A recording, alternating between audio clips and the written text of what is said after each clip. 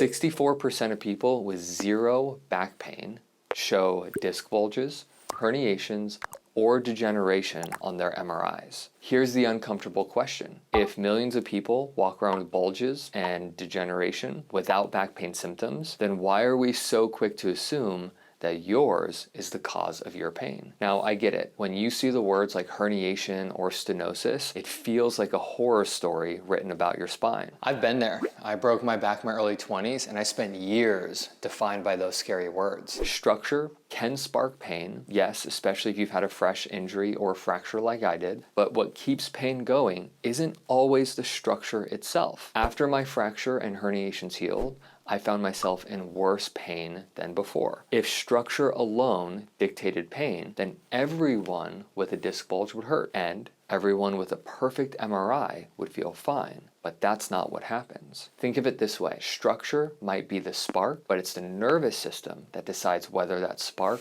lights a fire. Research at Northwestern looked not at people's spines with back pain, but at their brain. And they found that communication between two regions, specifically the medial prefrontal cortex and the nucleus accumbens, could predict with 85% accuracy who would still be in pain a year later. 10 to 40% of surgeries that fix the structure don't resolve the pain. It's called failed back surgery syndrome. Not because surgeons are bad at what they do, because fusing a vertebrae or replacing a disc doesn't put out the fire, because the nervous system is what's keeping it burning. So here's the takeaway. MRIs show structure, but they don't tell your whole story. A sensitive nervous system can calm down, but that doesn't happen randomly. It calms down only when you give it safe, repeated signals to change. And that's exactly what we do inside the movement program. Because your scan is not your destiny, your body can change, and your nervous system can learn safety again.